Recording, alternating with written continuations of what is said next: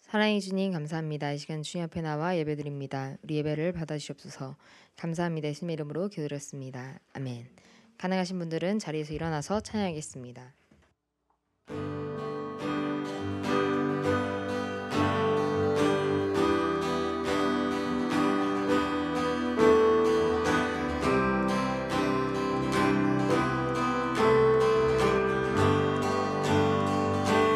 푸른 말하고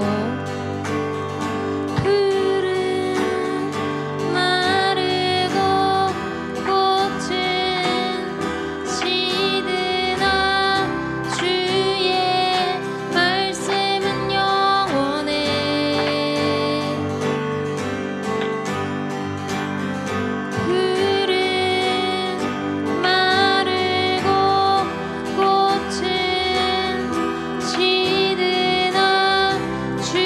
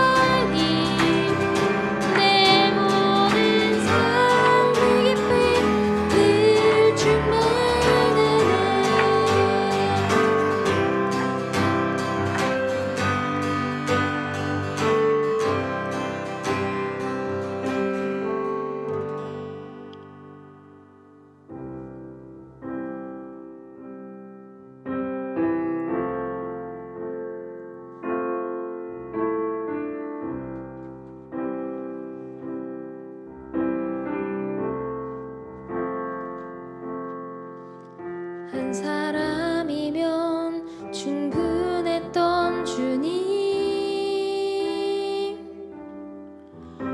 주 말씀에 순종하는 자,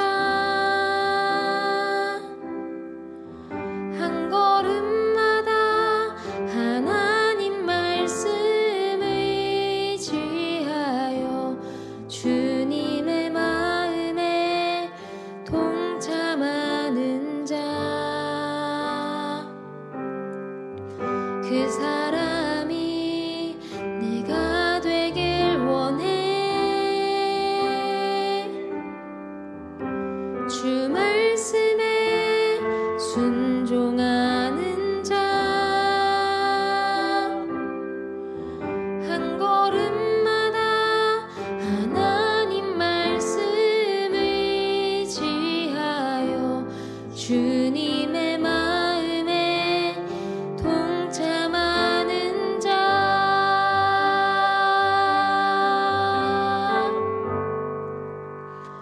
나를 향한 계획 주님이 잘 아시네. 주를 향한 나의 삶 전심으로 주께 경배해.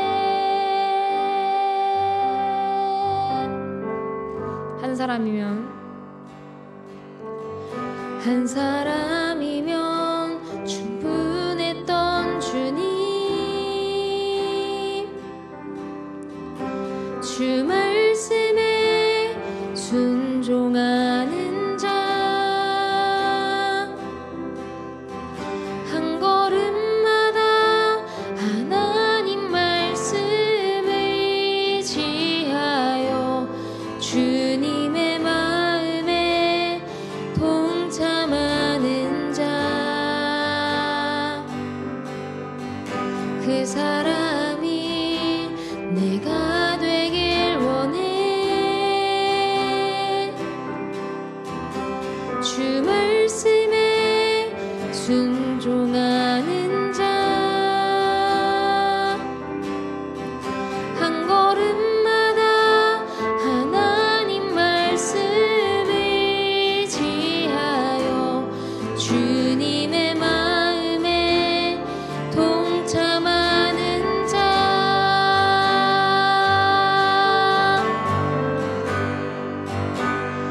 나를 향한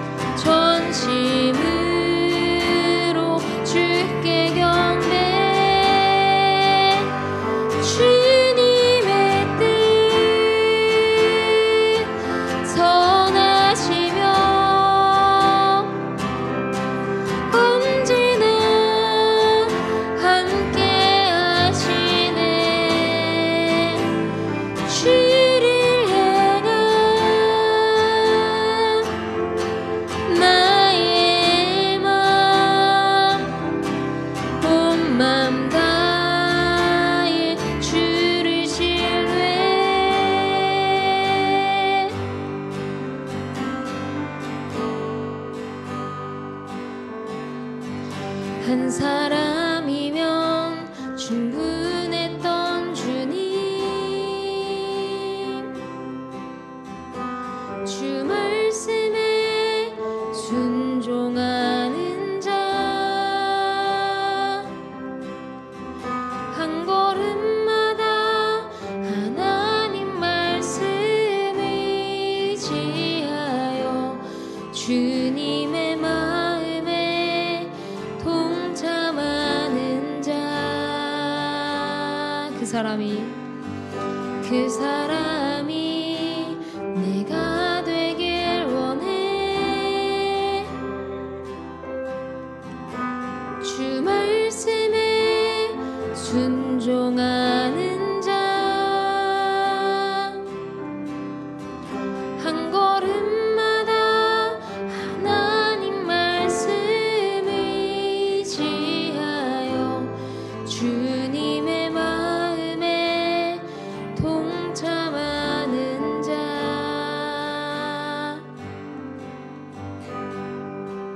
이 시간 함께 기도하겠습니다. 주님, 우리가 모든 상황 가운데서 온전히 주님의 말씀 가운데 순종한 자들이 되게 하여 주옵시고, 그래서 주님께서 원하시는 그 한 사람이 되는 자들이 될 수 있도록 하여 주옵소서. 이 시간 함께 기도하겠습니다. 주님,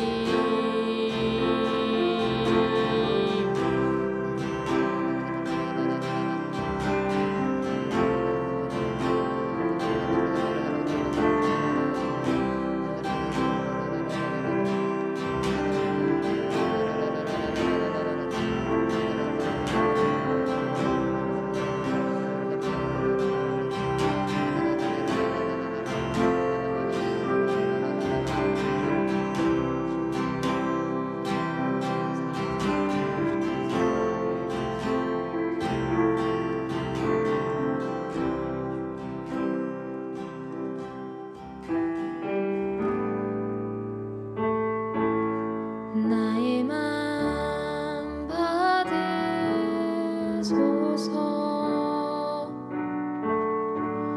오셔서 주님의 처소 삼으소서.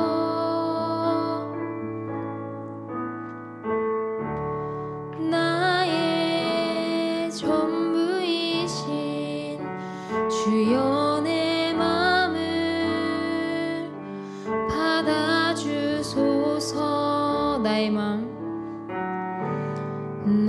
맘 받으소서.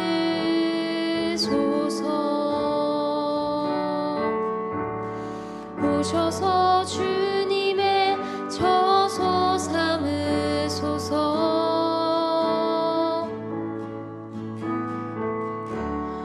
나의 전부이신 주여, 내 맘을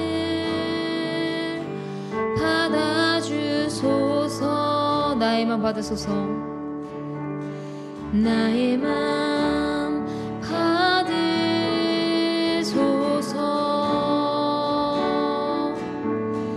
오셔서 주님의 처소 삼으소서.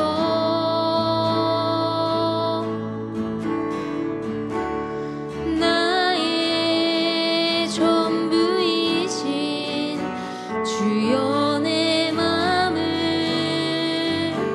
받아주소서.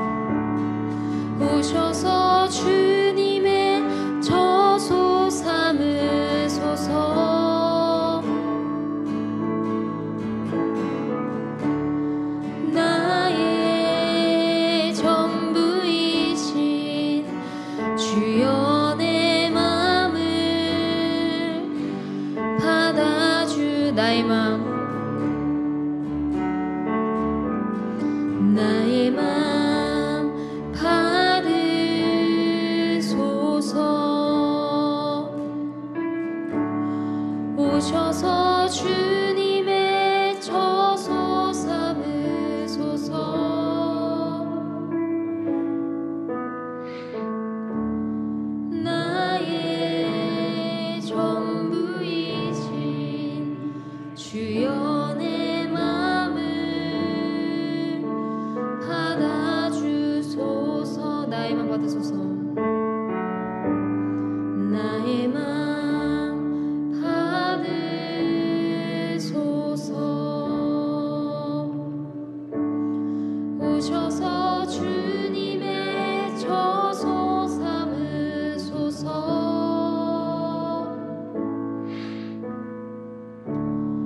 나의 전부이신 주여 내 마음을 받아주소서.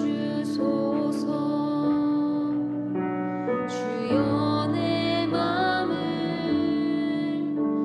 받아주소서. 주여 내 마음을, 주여 내 마음을 받아주소서. 나의 갈망은 주께서 날 알듯 나도 주님을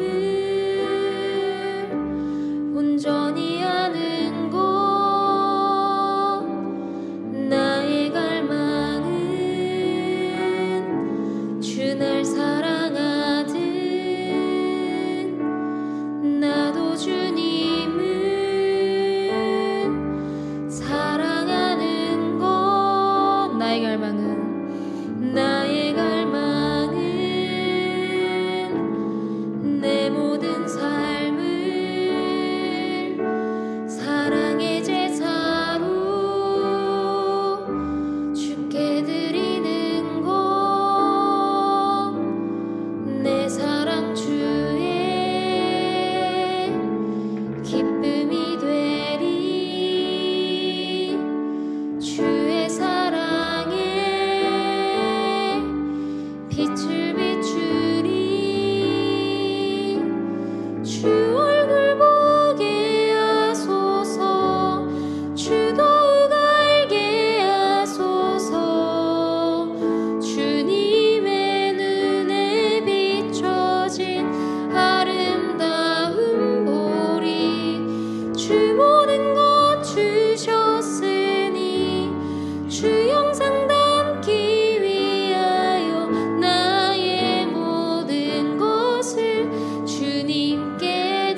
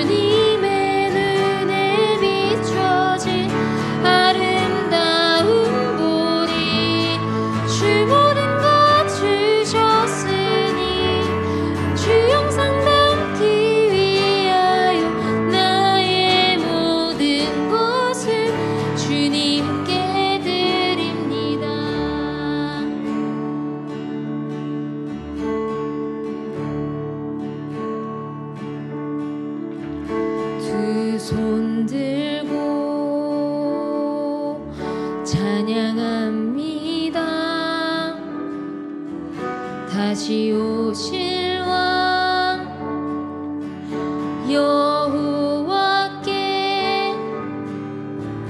오직 주만이 나를 다스리네. 두 손 들고 찬양합니다.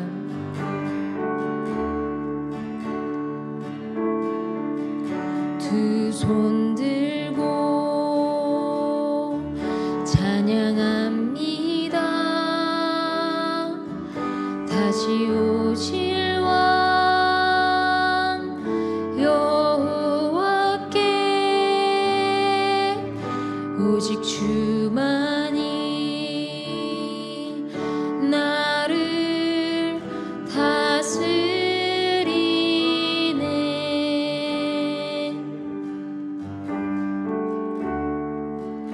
나 주님만을 섬기리.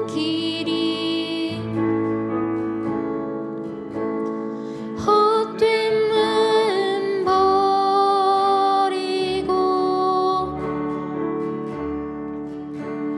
성령이여 내 영혼 충만하게 하소서. 주님 앞에 내 생명 드리리라.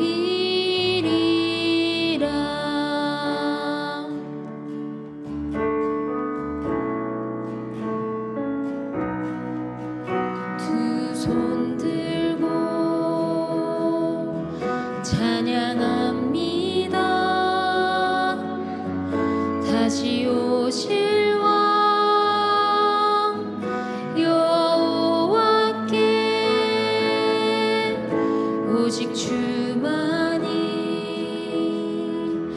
나를 다스리네. 두 손 들고 찬양합니다.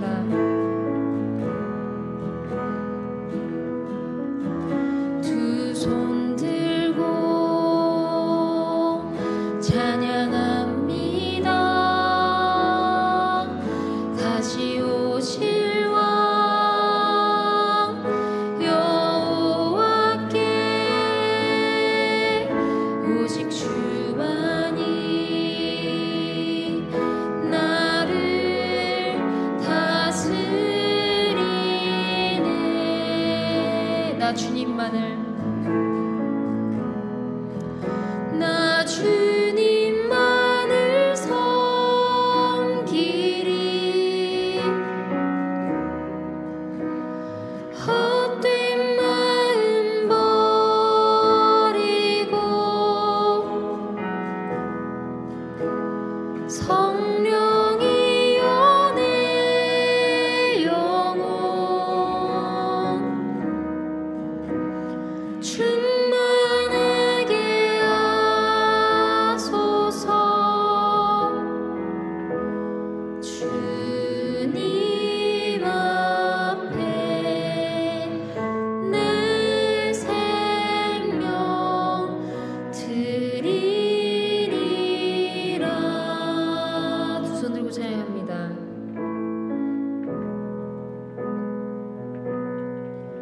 두 손 들고 찬양합니다. 다시 오실 왕 여호와께 오직 주만이 나를 다스리네. 두 손 들고 찬양합니다.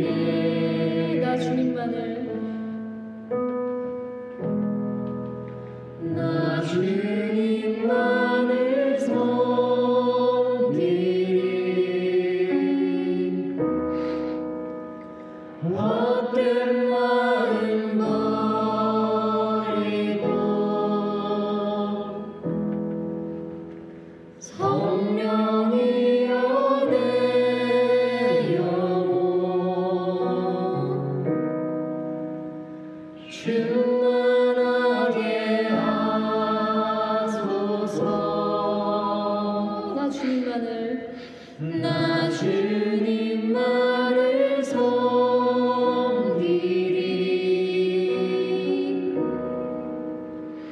헛된 마음 버리고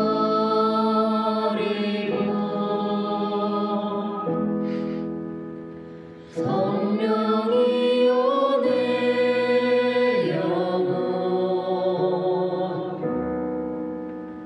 충만하게 하소서 나 주님만을 나 주님만을 섬기리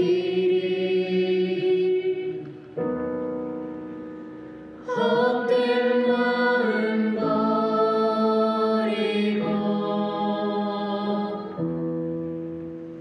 성령이여 내 영혼 충만하게 하소서 주님 앞에 내 생명 드리리라. 이 시간 함께 기도하겠습니다. 주님, 오늘 우리가 드린 예배가 주님께서 기뻐 받아주시는 예배가 되게 해주시옵시고 우리가 주님을 온전히 경외하는 예배가 되게 해주옵소서. 이 시간 예배를 함께 기도하겠습니다.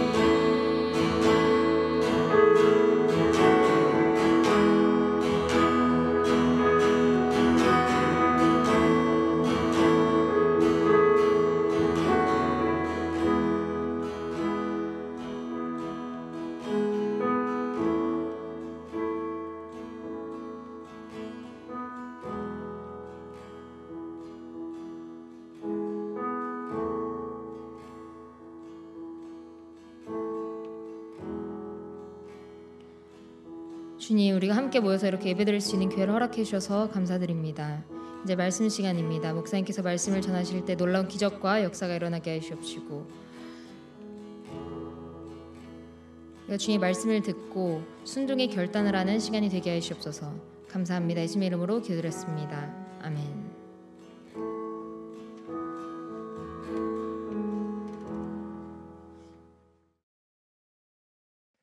네, 오늘 우리에게 주신 말씀은 열왕기하 13장 10절에서 13절 말씀입니다. 열왕기하 13장 10절에서 13절 말씀입니다. 함께 읽겠습니다. 시작.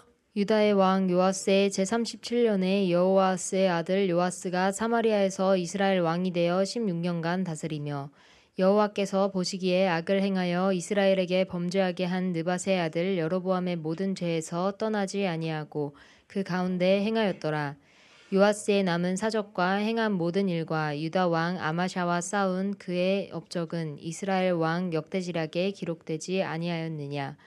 요아스가 그의 조상들과 함께 잠에 이스라엘 왕들과 함께 사마리아에 장사되고 여로보암이 그 자리에 앉으니라. 아멘. 아멘. 사람마다 보는 관점이 다들 다르다고 이야기를 합니다. 사실 보는 관점뿐만이 아니라 여러 가지 관점이 다 다르죠. 누군가는 이 음식을 먹고 정말 맛있다라고 얘기하지만 똑같은 음식을 먹고도 그냥 그런데요라고 이야기할 때가 있어요. 오늘 점심에 저에게는 조금 충격적인 일이 일어났습니다. 이게 긴장한 건 아니에요. 예. 저는 육류를 상당히 좋아합니다. 육류, 고기류를 좋아해요. 돼지고기, 소고기, 양고기, 닭고기, 말고기 다 좋아합니다. 근데 오늘 점심에 저희 성교단체 간사가 점심 식사를 하는데 간사가 이러는 거예요. 목사님, 저는 고기를 너무 많이 먹으면 좀 힘들어요 라고 이야기를 하는 거예요. 저한테는 매우 충격적이었습니다.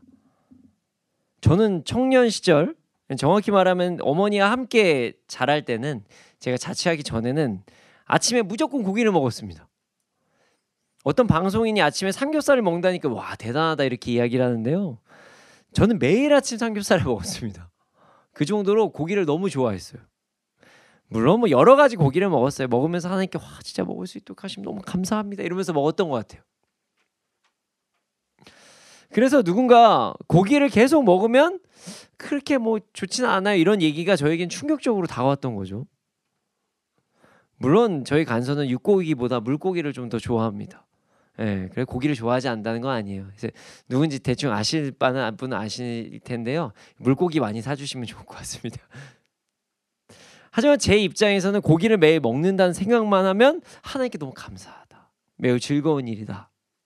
하지만 그게 누군가는 물릴 수 있는 일이다라는 이 한번 관점의 차이를 한번 이야기해보고 싶었어요. 이 먹는 것뿐만이 아니라요. 사실 사람들은 보는 것도 다릅니다. 누군가는 어떤 그림을 볼 때 와 너무 아름답다. 한 작품 바라보면서 막 감탄을 해요. 너무 이쁘다. 아름답다. 하지만 누군가는 미술관에 가서 이렇게 얘기를 해요. 집에 언제 가요? 밥 먹으러 언제 가요? 이런 얘기를 할 때도 있습니다. 이렇듯 누구나 좋아하는 것도 또 다릅니다. 이를 우리는 뭐라고 얘기하냐? 관점 혹은 취향 이렇게 이야기를 합니다. 그런데 말이죠. 그리스도인에게도 관점이 있습니다. 근데 여기에서 관점은요. 사실 고기를 좋아하고 싫어하고 이런 거는 그냥 성향이거든요. 취향이거든요. 근데 그런 관점을 이야기하는 게 아니에요. 고기 수준이다. 물고기 수준이다. 아니면 그림 수준이다. 이런 걸 얘기하는 게 아니에요. 이런 것들은 그냥 누군가는 더 좋아할 수도 있고 누군가는 관심이 안 갈 수 있는 그런 것들이에요. 그러나 그리스도인이라면 당연히 가져야 될 관점을 오늘 이야기하고자 합니다.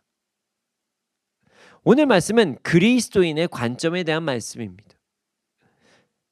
오늘 말씀을 통해서 제가 말씀드린 중요해요. 어떤 고기를 좋아하거나 물고기를 좋아하거나 아니면은 그림을 좋아하거나 그림 좋아하지 않거나 이런 부분이 아닌 진짜 그리스도인의 관점, 변할 수 없는 관점, 이 관점에 대해서 알아보고 그 관점을 가지고 진정한 승리를 하는 우리가 되기를 소원합니다. 자, 10절에서 13절 말씀이죠. 13절까지 쭉 한 번에 다시 한번 읽어주시면 감사하겠습니다. 함께 읽겠습니다. 시작. 유다의 왕 요아스의 제37년에 여호아스의 아들 요아스가 사마리아에서 이스라엘 왕이 되어 16년간 다스리며 여호와께서 보시기에 악을 행하여 이스라엘에게 범죄하게 한 느밧의 아들 여로보암의 모든 죄에서 떠나지 아니하고 그 가운데 행하였더라. 요아스의 남은 사적과 행한 모든 일과 유다 왕 아마샤와 싸운 그의 업적은 이스라엘 왕 역대지략에 기록되지 아니하였느냐. 요아스가 그의 조상들과 함께 잠에 이스라엘 왕들과 함께 사마리아에 장사되고 여로보암이 그 자리에 앉으니라. 아멘. 아멘. 유다의 왕 요아스의 제37년에 여호아스의 아들 요아스가 사마리아에서 이스라엘의 왕이 되어 16년간 다스렸고 여호와께서 보시기에 악을 행하였다. 이렇게 기록되어 있어요. 여로보암의 모든 죄에서 떠나지 않고 그 가운데 행했다. 이렇게 되어 있어요. 그리고 또 이렇게 이야기가 나옵니다. 이 왕이 유다 왕 아마샤와 싸운 적이 있다. 그리고 이 업적은 이스라엘 왕 역대 지략에 기록되어 있다. 그리고 북이스라엘 왕 요아스는 죽었다. 오늘 말씀이 너무 짧아요. 뭐 이 말씀을 가지고 무슨 관점을 할 수 있지? 라고 생각할 수 있을 정도로 말씀이 매우 짧습니다. 이 사람은 뭐 사마리아에서 장사되었다. 뭐 이런 내용도 나오죠. 이 말씀을요 온전히 이해하기 위해서는 이게 관점이랑 무슨 관계가 있는지 알기 위해서는 오늘 본문의 다음 장인 14장 내용을 함께 살펴보는 게 좋을 것 같아요. 그래서 제가 앞으로 또 설명을 하겠지만 14장의 말씀을 미리 간단하게 좀 말씀을 드리겠습니다. 자, 오늘 본문에 나오는 북이스라엘의 왕 요아스는 일단 남유다의 요아스가 아닙니다. 동명이인이에요. 요아스는 그 요아스가 아닙니다. 달라요. 이게 이름이 똑같으니까 막 착각하시는 분들도 계시는데요. 북이스라엘의 요아스다. 자, 여호아스의 아들 이스라엘 왕 요아스가 유다의 왕 아마샤, 유다의 요아스의 왕의 아들 아마샤와 전쟁을 하게 됩니다. 이 전쟁은 유다의 왕 아마샤가 시작을 해요. 아마샤는 아버지 요아스를 죽인 자들을 처벌하고 하나님의 말씀을 따라 살기로 한 왕이었어요. 참고로 아마샤가 이게 왜 아버지를 이제 죽인 자들을 처벌했냐, 이게 어떻게 된 거냐면 요아스 왕이 제사장을 죽인 것에 반감을 품은 자신의 신복들이 요아스 왕이 이제 부상을 입었을 때 죽여요. 그래서 아마샤는 그들에게 징계를 내린 거예요. 아무리 당신들이 억울하고 답답해도 하나님께서 세우신 왕을 너희들 손으로 직접 죽였다, 이건 잘못된 거다. 그래서 처벌을 합니다. 물론 처벌할 때도 되게 잘 처벌을 해요. 어떤 처벌이냐, 그들의 자녀까지 죽이고 하진 않아요. 하나님의 말씀대로 처벌한다는 거죠. 아마샤는요, 유다에서의 자신의 왕권이 좀 안정화가 되기 시작하자 소금 골짜기에서 에돔 사람들을 죽이면서 세력을 확장하기 시작합니다. 사람들을 죽일 때 1만 명의 군사를 이겼다, 뭐 이런 내용까지 나와요. 그러다 이제 북이스라엘을 공격하기로 결정합니다. 그 전쟁이 오늘 본문에서 나오는 유다의 아마샤와 북이스라엘 요아스가 치른 전쟁이에요. 14절에 그 전쟁 내용이 나와요. 사실 남유다의 아마샤가 북이스라엘에게 전쟁을 건 이유는 이제 아마샤 가문의 역사를 통해서 알 수 있습니다. 자, 아마샤의 할아버지가 누구냐? 아하시아예요. 아하시아. 그는 북이스라엘의 예후 왕에게 죽임을 당합니다. 자, 예후가 아합 가문을 좀 멸하는 과정 가운데 아마샤의 할아버지인 아하시아를 죽여버린 거예요. 그로 인해서 유다가 혼란이 찾아왔습니다. 남유다가 혼란이 찾아왔어요. 그 혼란을 틈타 어떤 일이 일어났냐? 아마샤의 증조 할머니가 반란을 일으켜요. 그래서 자신의 아버지까지 죽이려 했어요. 아마샤의 아버지 요아스는 그 할머니의 죽음을 피해서 당시 자신의 고모와 고모부의 도움으로 인해 목숨을 건지게 됩니다. 자, 고모부가 누구였냐면 당시에 대제사장인 여호야다였어요. 이렇게 들으니까 또 얘기가 좀 다르죠. 그래서 다시 왕권이 회복합니다. 이런 안타까운 역사가 있다 보니 아마샤 입장에서는 북이스라엘 당연히 좋아하지 않겠죠. 저 예후가 우리 할아버지만 안 죽였으면, 그 할머니가 엉뚱한 행동 안 했고 그러면 우리 아버지도 그렇게 고생하지 않으셨을 텐데, 뭐 이런 생각이 들지 않았겠어요? 그래서 아마샤가 유다 왕, 그러니까 자신이 유다 왕이 되고 힘이 생겼다는 확신이 들자 북이스라엘의 요아스, 오늘 본문에 나오는 왕에게 전쟁을 선포해요. 싸우자. 너랑 한번 겨뤄보고 싶다. 이때 북이스라엘에 오늘 본문에서 나오는 북이스라엘의 그 요아스가 남유다의 왕 아마샤를 완전히 무시합니다. 뭐라고 하냐면요, 이렇게 얘기해요. 네가 에돔을 쳐서 이기더니 너무 오만해졌다. 야, 적당히 해라. 우리 그래 내가 봐줄 테니까 그만해. 시비 걸지 마. 너 그냥 궁전으로 돌아가서 네가 지금 누리고 있는 영화에 만족해. 오버하지 마. 왜 너와 유다 둘 다 멸망하려고 하느냐. 까불지 말고 가만히 있어. 뭐 이렇게까지 얘기를 해요. 아마샤가 북이스라엘의 왕 요아스, 지금 이제 오늘 본문에 나오는 그 요아스의 이런 행동에 더욱더 분노를 합니다. 그래서 어떻게 했냐? 남유다와 북이스라엘이 전쟁을 하기 시작해요. 어디서 하냐? 유다의 홈그라운드, 그 베세메스에서 전쟁을 합니다. 자기가 이제 이쪽으로 딱 당겨가지고 해봐, 덤벼. 그래서 자기 홈그라운드에서 싸운 거예요. 근데 이 전쟁에서 이스라엘이 대승을 거둡니다. 까불지 마 해서 까불었더니 진짜 혼났어요.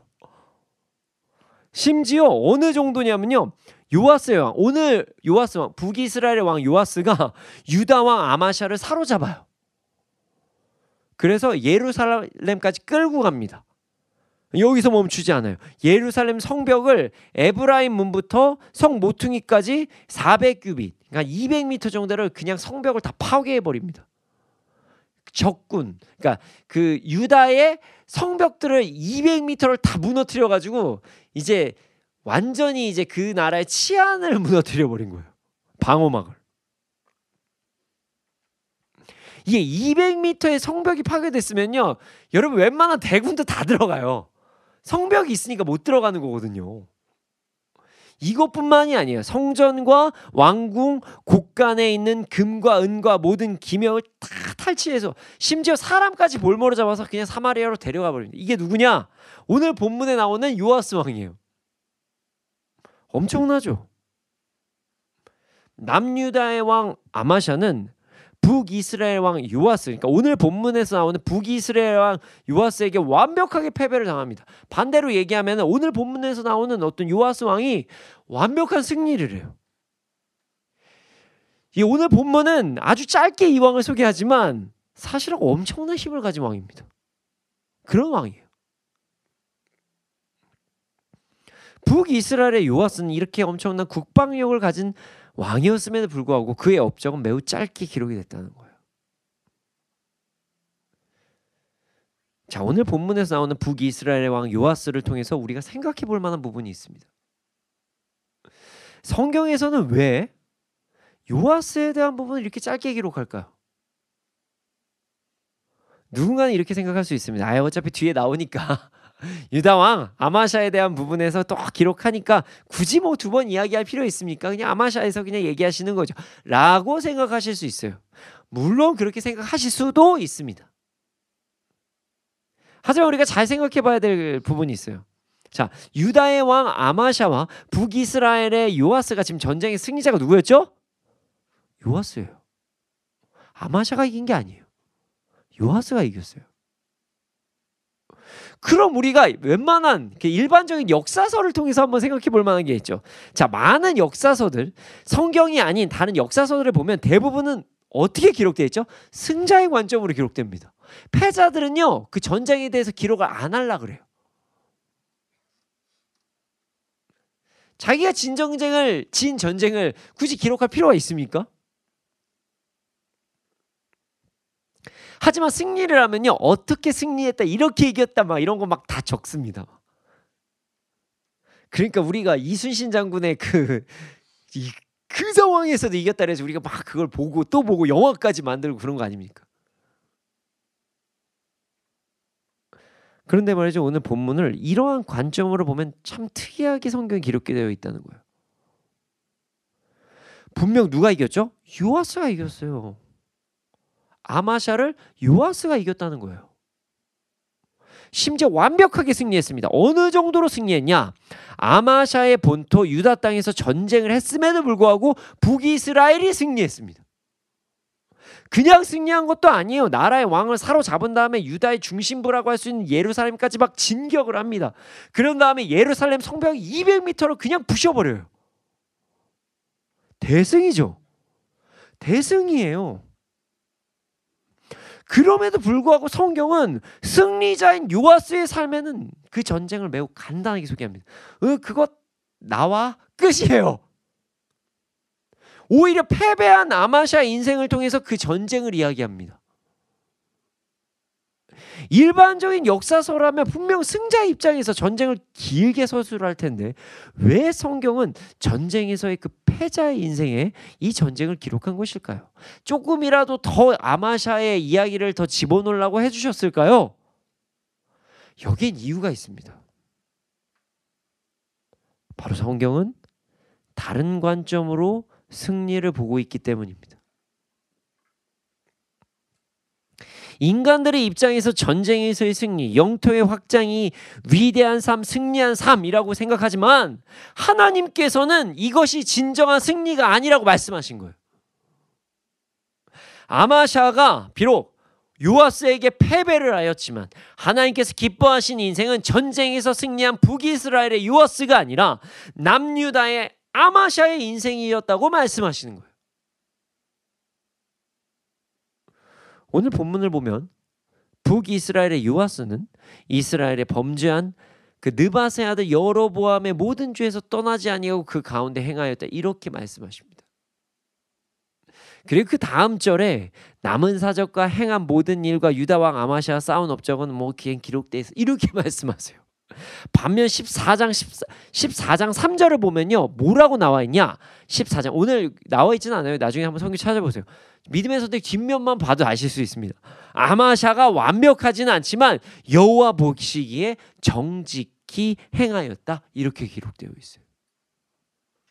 결국 하나님께서는요 이 땅에서의 전쟁의 승리, 이 땅에서의 어느 정도 이익을 얻는 것보다 하나님의 말씀에 순종하고 나아가는 것이 더욱 승리하는 삶이라는 것을 말씀해 주시기 위해 전쟁에서 패배한 아마샤의 인생 속에 전쟁 기록을 더 넣어주신 거예요. 성경에 조금이라도 더 기록된 게 더 위대한 거 아닌가요?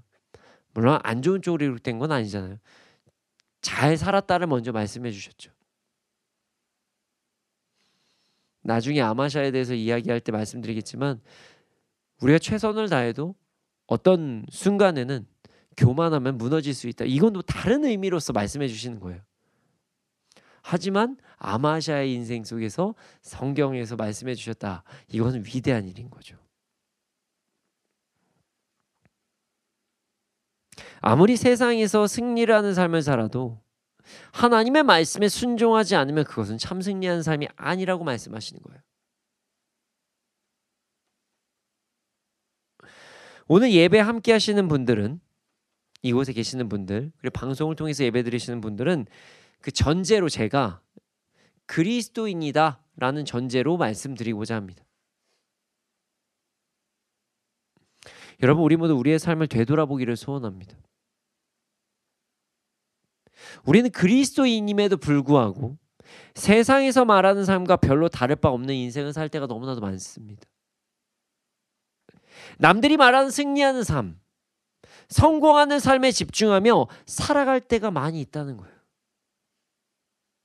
여러분 그것은 그리스도인들의 승리의 관점이 아닙니다. 우리 그리스도인들의 승리는요 하나님의 말씀에 얼마나 순종했는가 아닌가 여기에서 결정이 나는 거예요.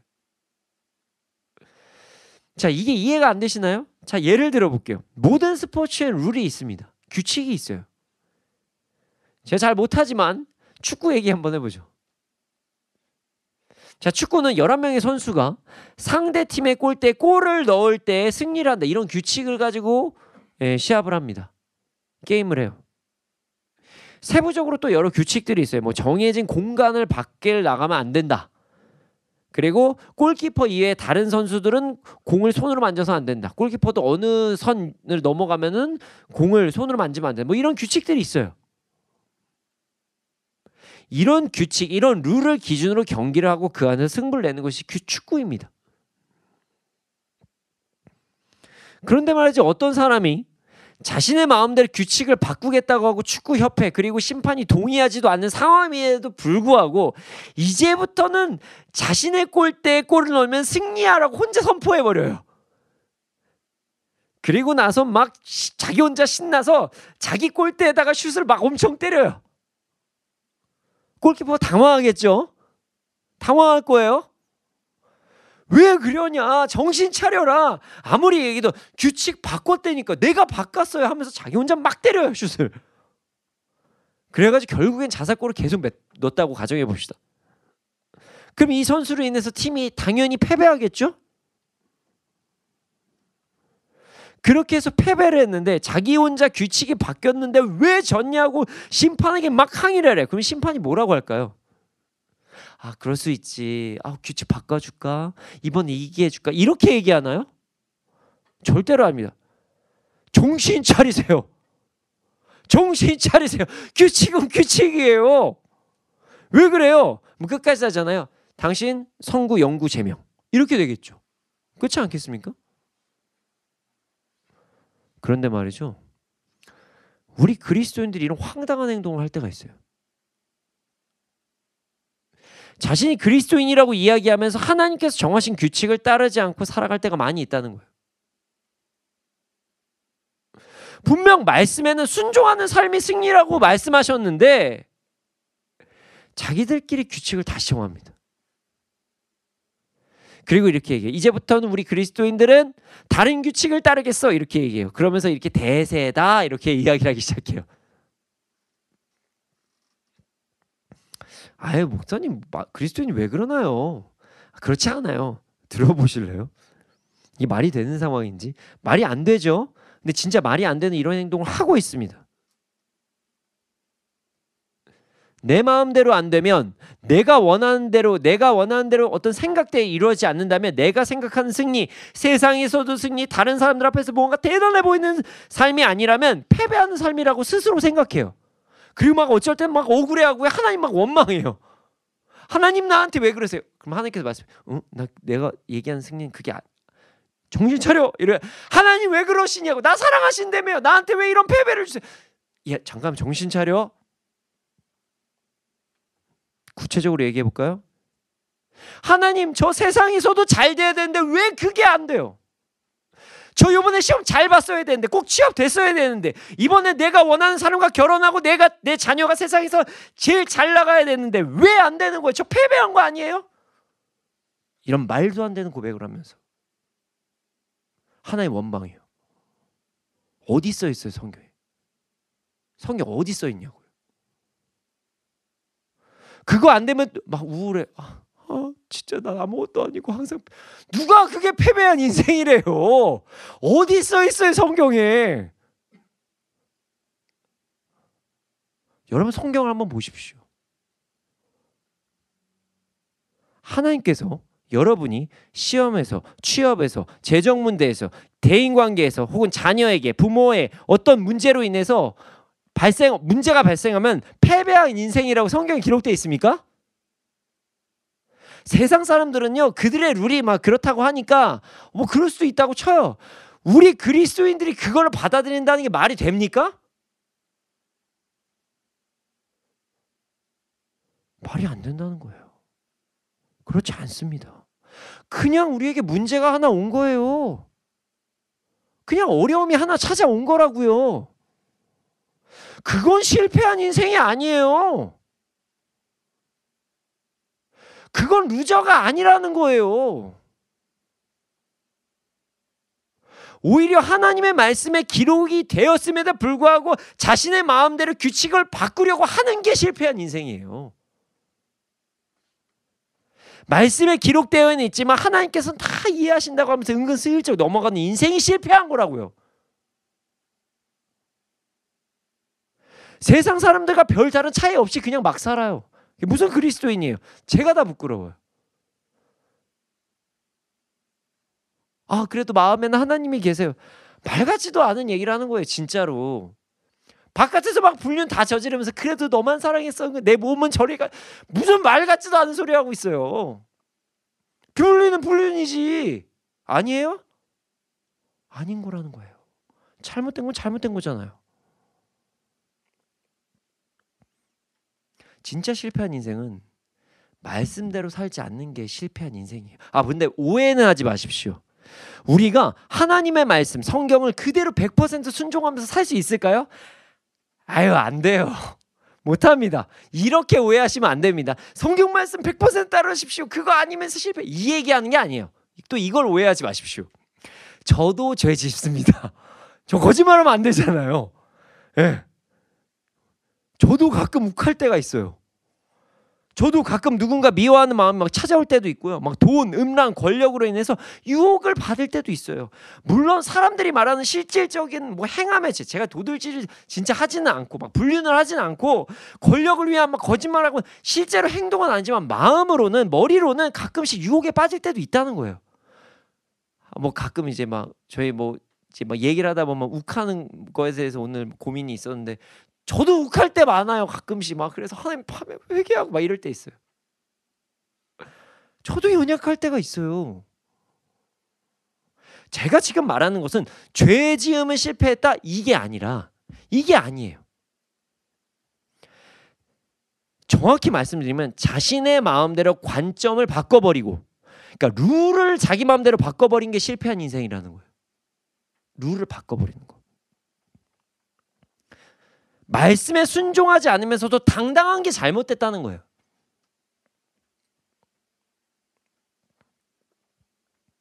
그리스도인의 진짜 전쟁은 혈과 육이 아닌 순종, 하나님의 말씀인 성경, 그리스도의 룰을 지키는 것을 기준으로 하는 전쟁인데, 세상의 것을 막 그 안에 막 불고 들여와요. 그래서 다른 전쟁에 승리하면, 내가 여기서 뭔가 좀 이득을 얻으면 성경에서 말하는 전쟁 좀 어겨도 괜찮다, 이런 말 같지도 않은 얘기를 한다는 거예요. 그리스도인들이 다 용서하신다고 하면서. 여러분, 우리의 전쟁은 혈과 육이 아닙니다. 우리 전쟁은요, 근본적으로 순종과 불순종의 전쟁이에요. 죄와 씨름하라고 하잖아요. 죄의 기준이 뭐예요? 하나님의 말씀이죠. 정확히 말하면 성경을 기준으로 하는 전쟁이 우리 그리스도인의 전쟁이라는 거예요. 게임의 룰이 그렇다는 거예요. 그래서 세상적으로 보면 북이스라엘의 요아스가 승리한 것으로 보이지만, 그리스도인의 진정한 승리는 남유다, 그 아마샤가 승리했다는 것을 우린 절대로 잊으면 안 돼요. 세상에서는 패배한 것으로 보이지만 하나님의 말씀 안에서는 아마샤가 승리했다는 거죠. 그럼 여기서 한 가지 의문을 가질 때가 있습니다.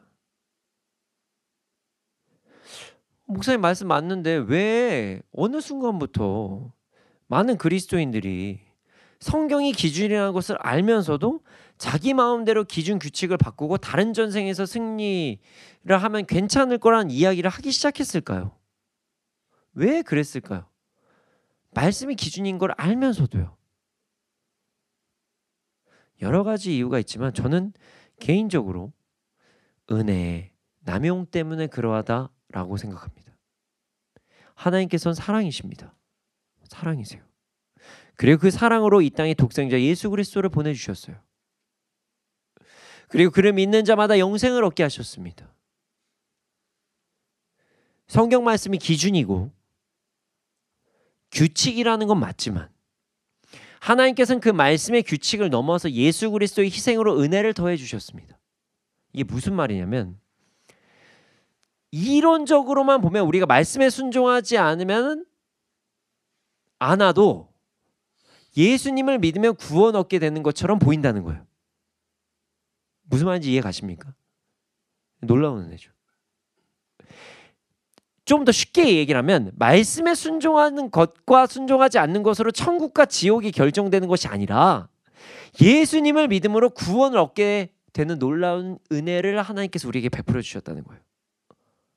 그래서 믿으면 구원 간다, 믿으면 천국 간다, 이런 얘기를 하는 거죠, 그리스도인들이.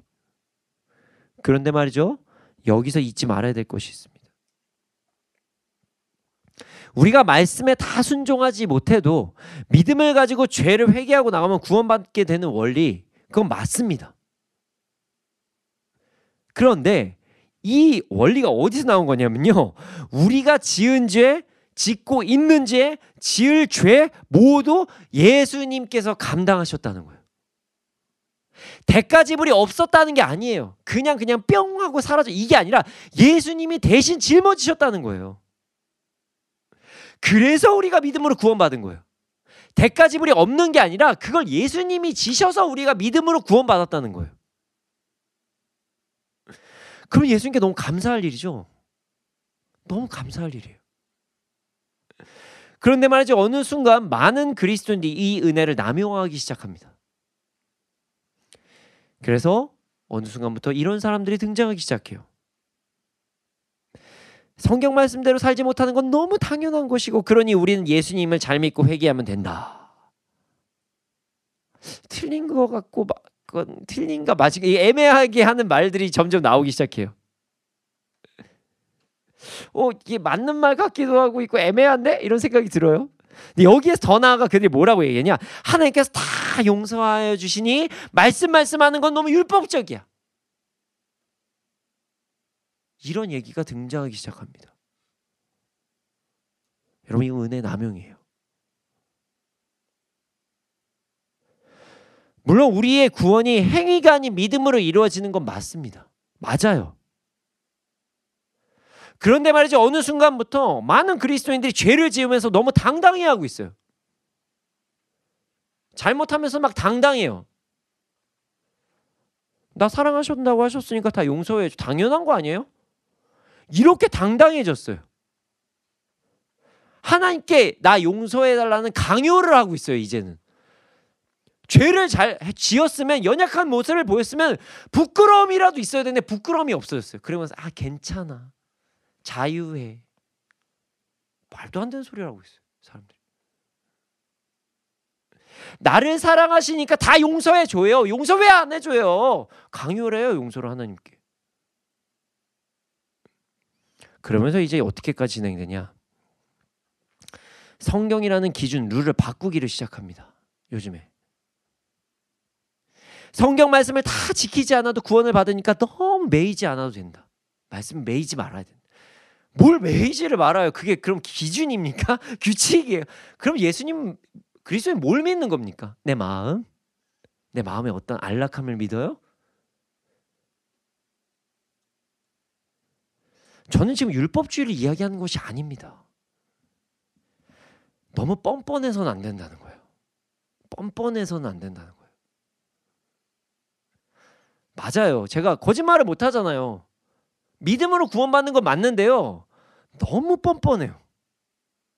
말씀 어기면서도 괜찮아. 자유해도 돼. 괜찮아. 다 용서해. 자기가 하나님인가요?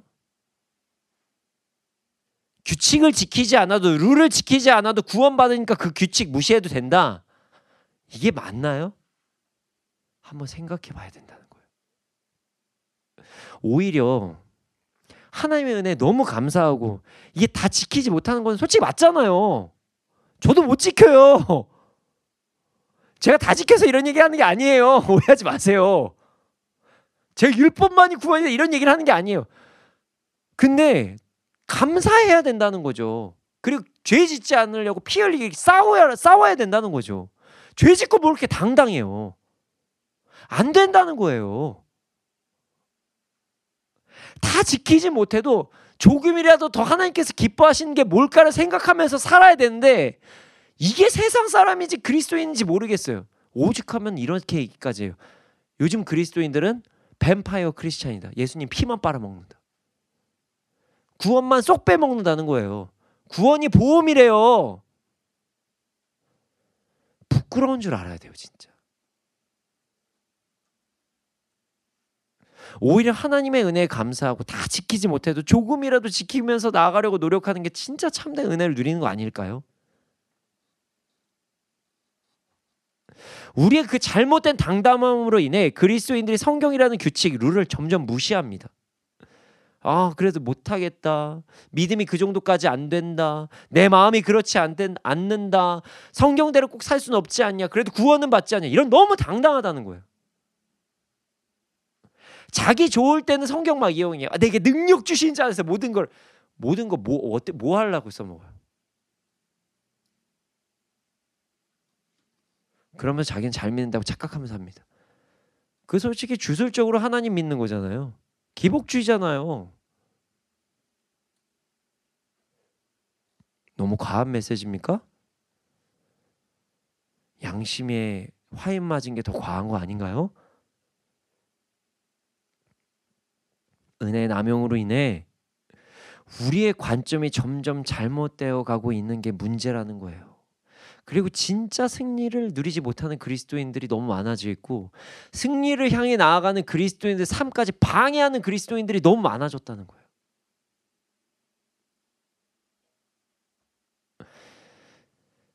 사실 제가 오늘 물고기, 육고기 얘기를 일부러 한 거예요. 이게 무슨 관계인데 인트로를 그런 말씀하셨지? 여러분, 요즘 그리스도인들이 성경 말씀을 지키는 것을 물고기, 육고기 수준으로 생각하는 사람들이 너무 많아졌어요. 지켜도 되고 안 지켜도 되고 어차피 구원받으니까. 고기는 먹어도 되고 안 먹어도 돼요. 그건 호불호예요. 근데 그리스도인들의 말씀은 그렇지 않아요. 그냥 내가 좋아한다 안 좋아한다는 수준으로 말씀 생각하면 안 된다는 거예요. 그건 그리스도인이라 하기가 어려울 것 같아요. 여러분, 우리 관점을 점검해 보기를 소원합니다. 그리스도인들의 기준은 하나님의 말씀입니다.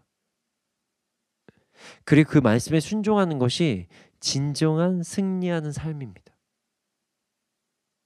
세상의 관점, 대세라고 말하는 그 관점에 절대로 속지 않는 우리가 되기를 소원합니다. 그래야 우리는 이 땅에서도 진정한 승리를 누리면서 살 수가 있습니다. 우리 모두 우리의 관점에 대해서 다시 한번 점검해보고 진정한 승리가 무엇인지 인지하고 이 땅에서 참된 승리를 누리며 살아가는 우리가 되기를 소원합니다. 이 시간 함께 찬양하기를 원합니다. 우리의 기준이 하나님의 말씀이라는 것을 기억했으면 좋겠어요. 그냥 이거는 고기를 좋아하냐, 육고기를 좋아하냐, 생선을 좋아하냐 이런 문제가 아니라는 거예요. 호불호의 문제가 아니에요.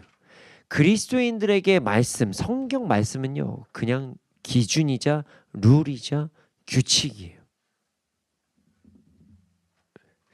우리 모두 말씀에 순종하는 것이 진정한 승리라는 것을 선포하고 진정한 승리 이루며 살아가기 위한 고백을 하면서 말씀에 생명을 거는 자가 되기를 고백하며 함께 찬양하시겠습니다.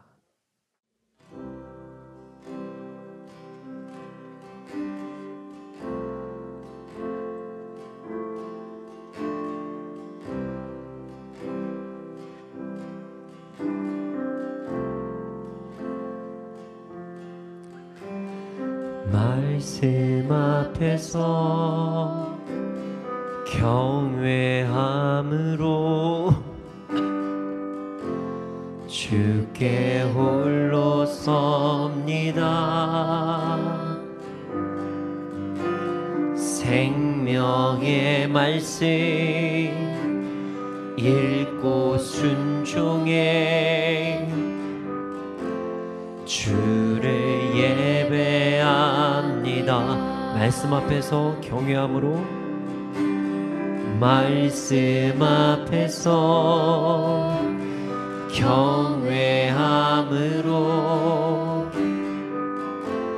주께 홀로 섭니다. 생명의 말씀 읽고 순종해 주를 예배합니다. 기록된 말씀 힘이 있어서 진리로 우리 거룩게 하며 거룩한 말씀 세세 영원히 복음이 되어 말씀하시네. 하나님 말씀에 두려워 두려워 떠는 자 그 말씀에 생명을 거는 자 한 사람 찾으시는 주님의 약속을 믿어 하나님 말씀에 인생을 거는 자 순종하며 주 따라가는 자 영원한 하나님 나라 이뤄갈 주의 교회여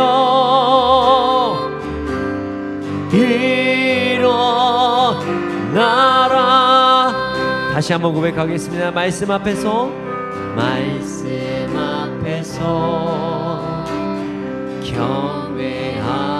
경외함으로 주께 홀로 섭니다.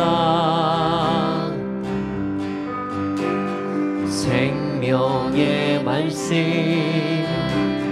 읽고 순종해 주를 예배합니다. 기록된 말씀 힘이 있어서 진리로 우리 거룩게 하며 거룩한 말씀 생세 영원히 복음이 되어 말씀하시네. 하나님 말씀에 두려워 떠는 자 그 말씀에 생명을 거는 자 한 사람 찾으시는 주님의 약속을 믿어 하나님 말씀에 인생을 거는 자 순종하며 주 따라가는 자 영원한 하나님 나라 이뤄갈 주의 교회여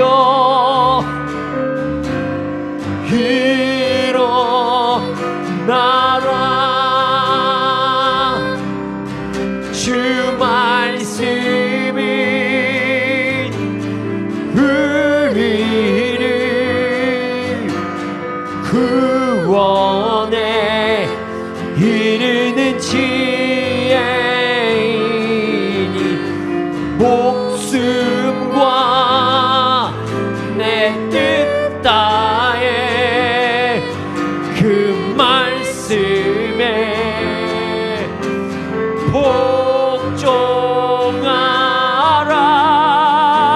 복종하라.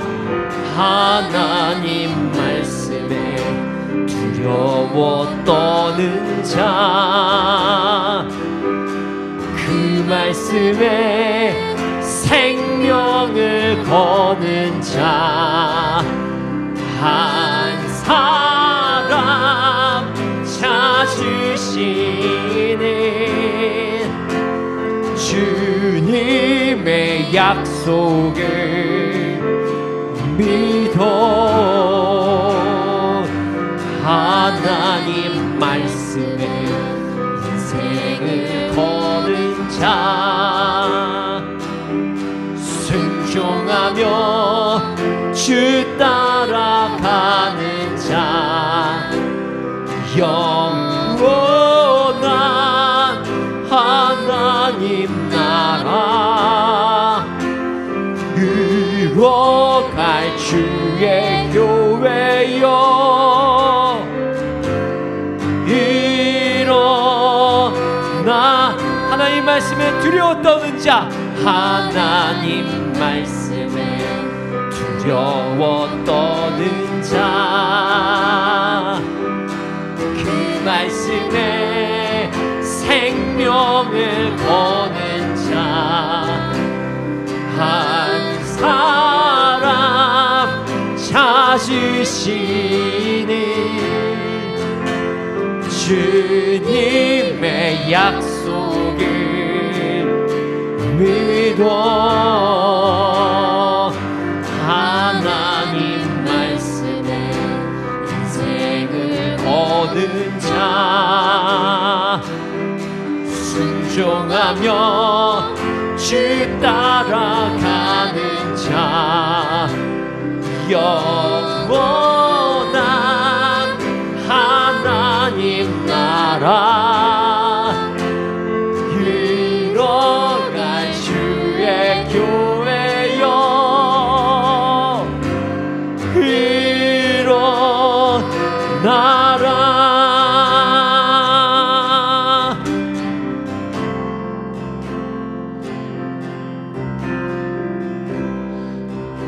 주님, 우리가 받은 은혜를 남용하지 않는 그리스도인이 되게 하여 주시옵소서. 우리가 하나님의 말씀이 기준이라는 사실을 절대로 잊지 않는 그리스도인이 되게 하여 주시옵소서. 그래서 그 말씀에 생명 거는 그리스도인이 되게 하여 주시옵소서. 이 땅에서도 그래서 진정한 승리를 누리며 살아가게 하여 주시옵소서. 함께 주님의 이름을 크게 한번 부르짖고 기도드리시겠습니다. 주여!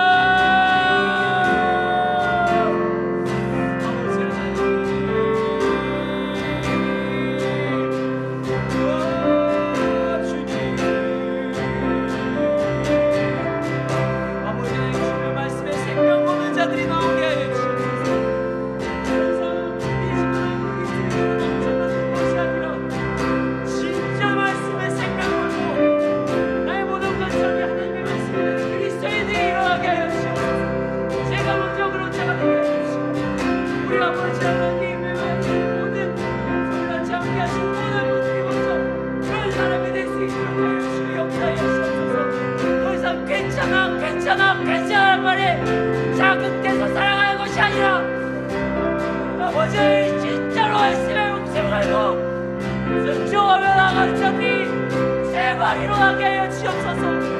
미정지근한 그리스도인으로 살아가는 것이 아니라 진짜 승리가 뭔지도 모르고 정말 세상에서 패배하면서 살아가는 자들이 것이 아니라 아버지 하나님, 우리가 진짜 예수 그리스도를 따라 그 말씀을 지키기 위해 목숨을 걸기 위해 나와 하나님의 말씀이 나의 모든 관점이 되는 그런 그리스도인들이 나와 일어나게 하여 주시옵소서. 제가 먼저 되게 해주시고 우리가 먼저 되게 하여 주시옵소서.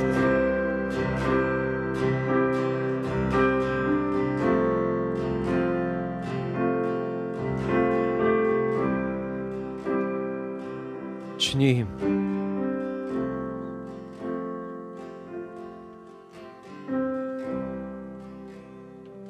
그 한 사람을 찾으시는 주님,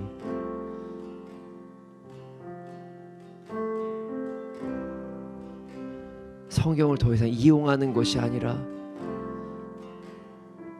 진짜 성경을 생명처럼 안고 살아가는 자들을 찾으시는 주님, 주님, 우리의 관점이 하나님의 관점이 되게 하여 주시옵소서.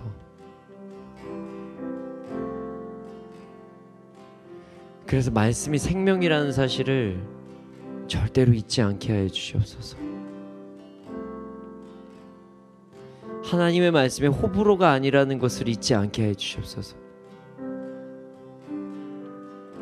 이것이 그리스도인의 참된 관점이라는 것을 잊지 않게 해주시옵소서. 더 이상 난 믿음이 그거밖에 안 되니까라는 말을 더 이상 하지 않게 해주시고, 주님, 제가 말씀에 목숨 걸게 하여 주시옵소서라는 고백이 넘쳐나는 우리 MITN과 대한민국이 되게 하여 주시옵소서.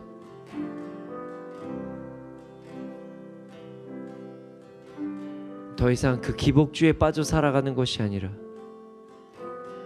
말씀에 생명 걸고 하나님의 관점대로 그 관점으로 나아가는 그리스도인이 넘쳐나서 이 땅에서 진짜로 진정으로 승리하는 그리스도인들이 넘쳐나게 해 주시옵소서. 그렇게 될 줄로 믿습니다. 감사합니다. 그리고 그 사람이 바로 내가 되게 해주실 줄 믿습니다. 감사합니다. 이 모든 말씀 예수님의 이름으로 기도드렸습니다. 아멘. 지금 드려진 예물이 있습니다. 예물에 쓰여진 곳곳마다 30배, 60배, 100배 열매가 일어나게 해주시옵소서. 지금은 우리 구주 예수 그리스도의 은혜와 하나님의 크신 사랑과 성령님의 감화 감동하신 그 역사하심이 언제나 어느 때나 하나님의 마음을 알고 하나님의 말씀에 생명을 걸며 그리스도인의 관점으로 살아가는 자들의 머리 위에 이 나라의 민족 가운데 지금부터 영원토록 함께 있을지어다. 아멘.